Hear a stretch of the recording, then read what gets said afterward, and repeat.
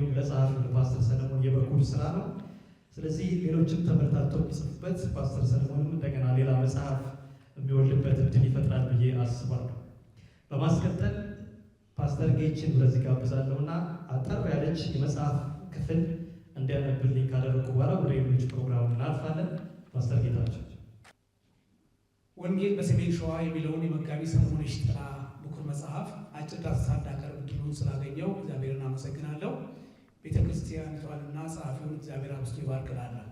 ወንጌል በሰሜን ሸዋ የምትለው ይህች መጽሐፍ በሽፋን ስዕሏ ላይ እንደተመለከተው በምድሪቷ ላይ የነበረው ብርቱ መንፈሳዊ ጨለማ በኢየሱስ ክርስቶስ ደም በመስቀሉ ስራ እየተገፈፈ የሕይወት ብርሃን ጎህ ሲቀድ ታበስራለች።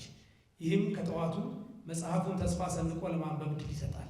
ጸሐፊው 23 ርዕሶች መቅደምንና ማጠቃለያውን ሳያካትት በ213 ገጾች ሰንዶ ያቀረበው ይህ መጽሐፍ የሙሉ ወንጌል አማኞች ቤተክርስቲያን አገር አቀፋዊ ጅማሬዋን ወይም በ1950ዎቹ መጨረሻ በዩኒቨርሲቲ ተማሪዎች የተጀመረውን የመንፈስ ቅዱስ እንቅስቃሴ በማውሳት ይጀምራል። ወደ ርዕሰ ጉዳዩ ወንጌል በሰሜን ሸዋ ሲመለስ የሰሜን ሸዋ መልክዓ ምድራዊ ሁኔታ በማስተዋወቅ ቀዳሚውን የሰሜን ሸዋ ታላቅ መንፈሳዊ እንቅስቃሴ ፓፓ እስጢፋኖስና በተከታዮቹ ደቂቀ እስጢፋኖስ የተጀመረው የተሃድሶ ንቅናቄ እሳቱ መዳፈኑን እንቡጦ አበባ መርገፉን ከፕሮፌሰር ጌታቸው ኃይሌ በሕግ አምላክ ከሚለው መጽሐፋቸው ተውሶ ይነግረናል። ይሁን እንጂ ይላል መጋቢው በቁጭት በዘመናት መካከል ብርቱ የሆነው ጌታ በ1950ዎቹ መጨረሻ ላይ በደብረ ብርሃን ወታደሮች ካምፕና በደብረ ብርሃን መምህራን ማሰልጠኛ ኮሌጅ የተጀመረው የወንጌል እንቅስቃሴ ለዛሬው የሰሜን ሸዋ የወንጌል መስፋፋት በር ከፋች መሆኑን አስምሮ ጽፎልናል።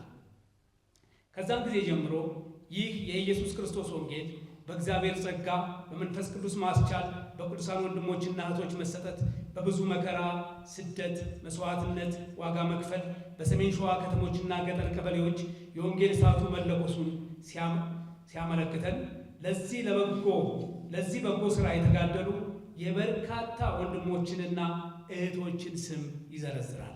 ጸሐፊው ምናልባት ከጊዜው መርዘም የተነሳ ዘንግቼ ቢሆን ይቅርታ አድርጉልኝ ብሎ ይጠይቃል። ጸሐፊው ወደ እነዚህ የሰሜን ሸዋ ከተሞችና የገጠር መንደሮች ወንጌል እንዴት እንደደረሰ የሚያውቀውንና ከወገኖች ጠይቆ የተረዳውን የጻፈ ሲሆን በተለይም የእርሱ መነሻ ስለሆነችው ደብረ ሲና መዳረሻው ደብረ ብርሃን በርከት ያሉ ገጾችን በመስጠት ሰፋ ያለ ሐሳብ አቅርቦልናል። መጋቢ ሰለሞን ዘግቦ ካስነበበን የሰሜን ሸዋ ገጠር መንደሮች አንዷ በሆነችው ደብደቦ የተከሰተውን እውነት በጽሑፉ ገጽ 132 ላይ እንዲህ አስፍሮታል። አባባ በየነ በሀገራቸው በቀያቸው ብዙ ደብር ወይም ቤተክርስቲያን ተክለው ስለነበረ በማህበረሰቡ ዘንድ የተከበሩ አባት ነበሩ። የወንጌል እውነት ከበራላቸው በኋላ ግን ወንጌልን ይሰብኩ ያስተምሩ ነበረ። በዚህም ምክንያት ታላቅ ስደት በዚያች መንደር ተቀጣጠለ። እርሳቸውም የወንጌሉን እውነት ቤተሰቦቻቸውንና የአካባቢው አንዳንድ ሰዎች ተቀብለው ስለነበረ በቤታቸው ሰብስበው ያስተምሩ ነበረ። በዚህ የተቃጠለው ጠላት ሰኔ 20 ቀን 1984 ዓ.ም ምሽት በቤታቸው ላለች ቤተክርስቲያን ወንጌል እየሰበኩ ሳለ በቤት ቀዳዳ በተተኮሰ ጥይት ተመተው ወደቁ። በሞትና በሕይወት መካከል ሆነው እንዲህ በማለት የመጨረሻ የኑዛዜ ቃላቸውን ሰጡ። ልጆቼ በርቱ፣ በሃይማኖት ጽኑ፣ ወደ በቀል አትግቡ፣ ቀብሬን በእርሻዬ በማሳዬ ውስጥ አድርጉ ብለው ከመከሩ በኋላ የሚያደርጉትን አያውቁምና ይቅር በላቸው ያለውን የጌታ ጸሎት ወደ አምላካቸው አቅርበው ሕይወታቸውን ለታመነው ጌታ አሳልፈው በመስጠት ተሰናበቱ። እንዲሁም በብዙ የሰሜን ሸዋ ከተሞችና ገጠር ቀበሌዎች በነበረው የወንጌል ጉዞ የተከናወኑ ተግባራቶችን፣ ተጋድሎዎችን፣ ድሎችን፣ ትጋቶችን፣ ብርቱ ጸሎቶችን፣ በመንፈስ ቅዱስ መቃተትን፣ በአዲስ ቋንቋ መጸለይን፣ የሰዎች ወደ ጌታ መምጣትን፣ ከአጋንንት እስራት መፈታትን፣ በአስተምሮ መለያየትን፣ የስተት ትምህርት መግባትን፣ የአጥቢያ ቤተክርስቲያንና የመዋቅር አካል መደራጀትን፣ ቤተክርስቲያን በማህበረሰቡ መካከል በጎ ተጽዕኖ መፍጠሯን አስነብቦን ሲያበቃ በመጨረሻ በቀሩት 3 ርዕሶች ግለ ታሪኩን ወደ ጌታ እንዴት እንደመጣ፣ በመንፈስ ቅዱስ እንዴት እንደተጠመቀ፣ የጌታ ደቀ መዝሙር በመሆን እንዴት እንዳደገ፣ በእግዚአብሔር መለኮታዊ ጥሪ ወደ ሙሉ ጊዜ አገልግሎት እንዴት እንደመጣና ባለፉት ረጅም የአገልግሎት ጊዜያቱ ለሕይወቱና አገልግሎቱ የጠራው ጌታ ብርቱና ያልተቋረጠ እረኝነት እና መግቦት እንዳደረገለት እንዲሁም የቅዱሳንና የቤተሰቡ ያላሰለሰ ድጋፍ ምን እንደነበረ ገልጾ ጽፎልናል። በመጨረሻም ይህቺ መጽሐፍ የኋላ ታሪክን የማያውቅ ትውልድ ለቀጣይ ትውልድ የሚያስተምረው ታሪክ የለውምና ታሪክን በተገቢው ሰንዶ ለማስተላለፍ ብሎ ከታሪክ መዛግብት ባለፈ ለዛሬው ትውልድ የክርስትና ሕይወትና ኑሮ ትምህርት የሚሰጥ እምነት የሚጨምር እንዲሆን ምኞትና ጸሎቱ መሆኑን ገልጾ አደማድሟል። እኛም መጽሐፉን ገዝተን በማንበብ የበረከቱ ተካፋዮች እንሁን። ደግሜ ጸሐፊውንና ቤተሰቡን እግዚአብሔር ይባርክ እላለሁ። አመሰግናለሁ።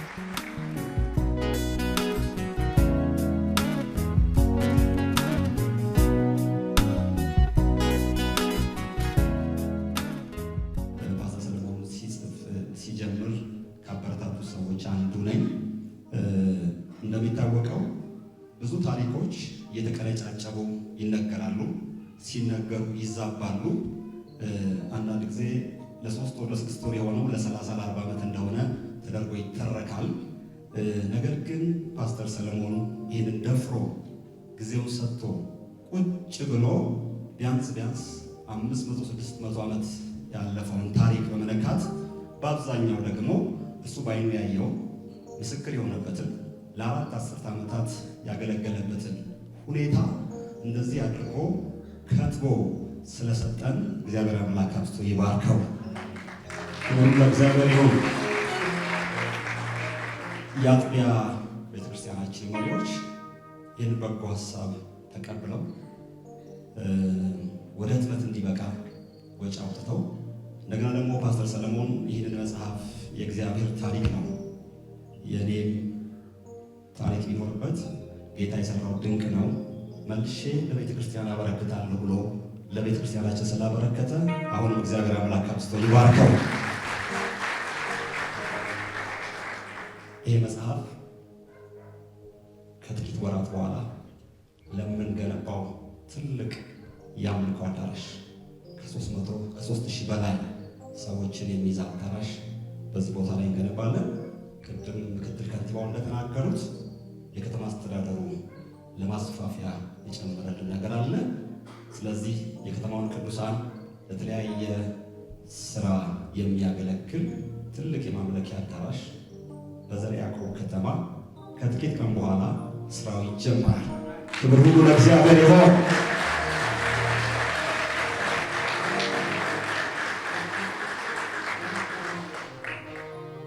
ቅድም ታሪኩ ሲነበብ ትንሽ ኢሞሽናል ሆኜ ነበር።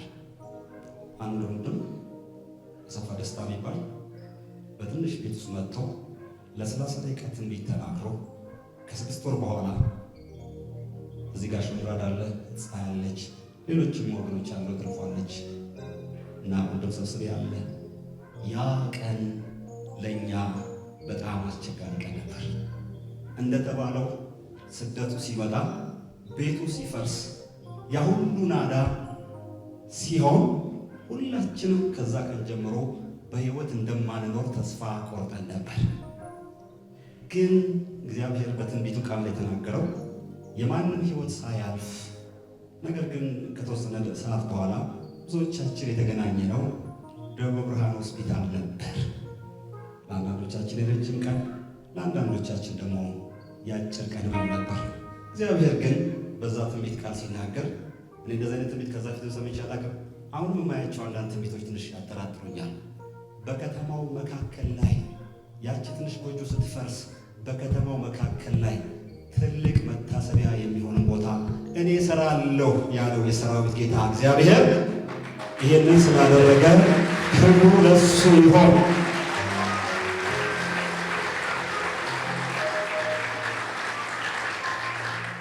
ይህ መጽሐፍ የሚያሳየን ወንጌል እንደ ሰናፍጭ ቅንጣት ተዘርቶ ጠላት ብዙ ሲረባረብበት ግን ሳይጠፋ እንደገና ደግሞ አብቦ ብዙ ፍሬ እንደሚያፈራ የሚያሳይ መጽሐፍ ነው። ይህንን መጽሐፍ ሳይ ወንጌል በየትኛውም ዘመን ጠላት ቢበረታበት እያሸነፈ የሚሄድ ነው። ጸሐፊው ቅድም አድልቶ እንደተናገረው በተወለደበት አካባቢ ባገለገለበት አካባቢ ወደ እኛ አጥቢያ ከመጣ በኋላ ደግሞ ከ86 በኋላ ይህች አጥቢያ ቤተክርስቲያን በገጠርና በከተማ ወደ 8 የሚደርሱ ቤተክርስቲያንን ተክላለች። በሁሉም ቦታ ላይ የወንጌል ስራ እያበበ መጥቷል። ክብር ለእግዚአብሔር ይሁን።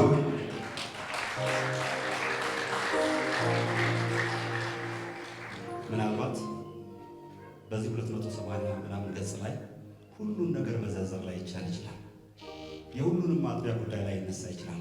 አንዳንዴ ደግሞ በጣም ብዙ ለፍተው ደክመው ታሪካቸው በዚህ መጽሐፍ ላይ ይነሳ ይችላል። ፓስተር ሰለሞን የሚያስበውንና የሚያስታውሰውን ብቻ ነው እዚህ መጽሐፍ ላይ ጻፈ። በዚህ መጽሐፍ ያልተጻፈ ታሪክ ያላቸው ብዙ እህቶችና ወንድሞች በጓዳ ያሉ አሉ። እነሱም ምስጋና ይገባቸዋል።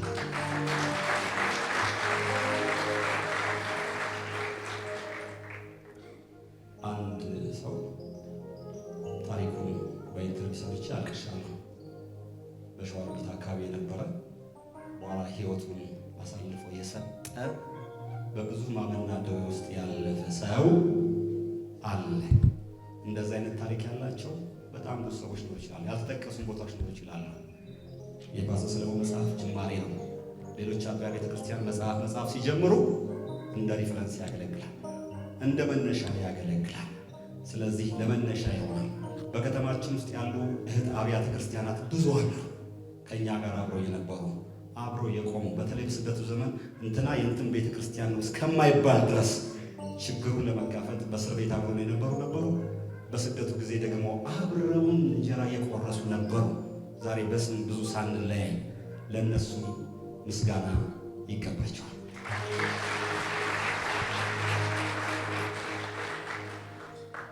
በቅርብ ጊዜ በትልቅ ምስጋና እንደምንገናኝ ተስፋ አደርጋለሁ። ክብር ለእግዚአብሔር ይሁን።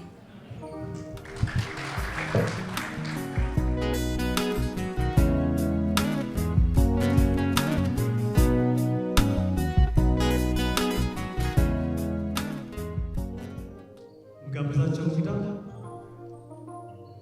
ከሀገር ውስጥ ከሀገር ውጭ ወንጌልን በተለያዩ ቦታዎች እያደረሱ የሚገኙ በተለይ ለተመረቀው መጽሐፍ ከመነሻው አንስቶ እስከ ፍጻሜው ድረስ በሀሳብም በገንዘብም ከፍተኛ አስተዋጽኦ እያደረጉ በሀገራችን የመንፈሳዊ ቴሌቪዥን ታሪክ ፈርቀዳጅ የሆነውንና ለሌሎች በርካታ ሚዲያዎች አርአያ የሆነውን የኤልሻዳይ ቴሌቪዥን ኔትወርክ መስራችና ባለራዕይ የሆኑትን ፓስተር ዶክተር አበራ ሀብቴ የተሰማቸውን ሀሳብ እንዲገልጹልን በአክብሮት ወደዚህ ጋብዛለሁ።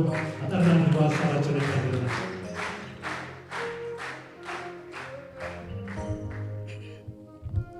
እግዚአብሔር የተመሰገነ ይሁን።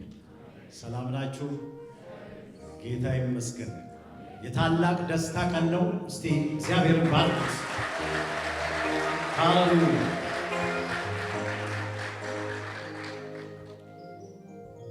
ወገኖቼ አንዳንድ ሰዎችን እግዚአብሔር በታሪክ መሃል እድል ይሰጣቸዋል። እኔ በአጭር ዓመታት ነው የተዋወቅ ነው። ነገር ግን እግዚአብሔር በትንሹም ቢሆን የታሪኩ ተካፋይ እንድትሆኑ ከፈለገ እሱ ፈለገ ነው። ስለዚህ ክብሩ ለሱ ይሁን። እግዚአብሔር የተመሰገነ ይሁን። ስለ መጽሐፉ ብዙ ተብሏል። ታሪክ ለምን ይጻፋል ካላችሁ ትንሽ ነገር በሱ ላይ እናገርና ያለኝን መጽሐፉ ወዴት ቢደርስ ጥሩ ነው የሚለውን ጠቁሜ እጨርሳለሁ። የታሪክ ትምህርት በመጽሐፍ ቅዱስ ትምህርት ቤት በታዋቂ ዩኒቨርሲቲዎች የሚሰጠው ታሪክ መማር ለአዲሱ ትውልድ ጠቃሚ ስለሆነ ነው። የቤተ ክርስቲያን ታሪክ ስለተማርን በተለይ እንደኔ በመጽሐፍ ቅዱስ ትምህርት ቤት ያለፋችሁ ስለ ቤተ ክርስቲያን አባቶች ስለ እነ አትናቴዎስ፣ ክሌመንት ኦፍ ሮም፣ ፖሊካርፕ፣ ጀስቲን ማርቲን ሉተር የእኛው ደግሞ የሆኑት ብዙ የተነሱት ቅድም እነ ደቂቀ እስጢፋኖስ ታሪክ ነው የነገረ። ስለዚህ ታሪክ ተጽፎ ሊተላለፍ ይገባዋል። ታሪክን ማወቅ አንባቢውን ለበጎ ሥራ እንዲነሳሳ ያበረታል። የይቻላልን መንፈስ ይፈጥራል። ለሚያልፍበት የሕይወት ተግዳሮት እነገሌን የረዳ እግዚአብሔር ይረዳኛል እንዲል ያነሳሳዋል። በእኔ እምነት ወንጌል በሰሜን ሸዋ መጽሐፍ እንዲህ አይነትን መነሳሳት በብዙ አማኞች ሕይወት ይፈጥራል ብዬ እጠብቃለሁ። ምክንያቱም መጽሐፉ ስለ ወንጌል መሰደድን፣ መናቀን፣ መገለልን አልፎም መደብደብና መታሰርን ስለሚተርክ ጽሑፉን የሚደመድመው ስለ ወንጌል ዋጋ የከፈሉ ሰዎች ፍሬያቸው እንደሚበዛ የምድርን ፊት እንደሚሸፍን በማንሳት ቀጣዩ ትውልድ አደራውን በሚገባ እንዲወጣ አደራውን ከማሳሰቢያ ጋር በማስተላለፍ ነው። ለዚህም ነው መነሳሳትን፣ ቁጭትን፣ ቆራጥነትን ይፈጥራል ለማለት የደፈርኩት። የፓስተር ሰለሞን የሺጥላ መጽሐፍ የተጻፈው ይህንን ፓስተርም እንድትሰማ ይፈልጋል። የፓስተር ሰለሞን የሺጥላ መጽሐፍ የተጻፈው እግዚአብሔር በሀገራችን ኢትዮጵያ በከፍተኛ ሁኔታ ተሐድሶውን እያቀጣጠለ ባለበት ወቅት ስለሆነ በዚህ እንቅስቃሴ ላሉ ወገኖች ትልቅ የብርታት ስንቅ ስለሚሆናቸው በተሻለ መጠን ይህ መጽሐፍ ለእነሱ የሚደርስበት መንገድ ሊመቻች መጠየቅን እወዳለሁ። በተጨማሪም በሀገራችን የክርስትና እምነት ተከታዮች ቁጥር አነስተኛ በሆነበት ስፍራ ሆነው ጌታን ለሚከተሉ በብዙ ሊረዳ ስለሚችል እነሱም ይህንን መጽሐፍ አግኝተው በማንበብ እያለፉበት ያለው ስደትና መከራ ፍሬ እንደሚያፈራ እንዲያውቁ፣ እንዲበረቱ ሊረዳቸው ስለሚችል ይህንንም በታሳቢነት እንድታይልኝ ለመጠቆም እወዳለሁ። ፓስተር ሰለሞን ይህን አስደናቂ የወንጌል አርበኞች መጽሐፍ እንድትጽፍ የረዳህን እግዚአብሔርን እያመሰገንኩ በኢያሱ 13:1 ላይ የተጻፈውን አንብቤ እጨርሳለሁ። የእግዚአብሔር ቃል እንዲህ ይላል፣ ኢያሱ ሸመገለ፣ በዕድሜውም አረጀ። እግዚአብሔርም አለው፣ አንተ ሸመገልህ፣ በዕድሜም አረጀህ፣ ያልተወረሰች እጅግ ብዙ ምድር ገና ቀርታለች።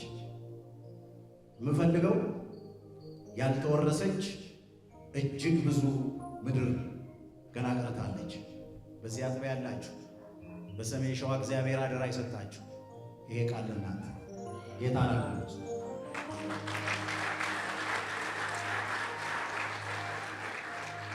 በእኛ ኮንቴክስት አማርኛው ስንቀይረው ያልተደረሰ ብዙ ሕዝብ ገና ይቀራልና በርቱ፣ እግዚአብሔር ከእናንተ ጋር። አመሰግናለሁ።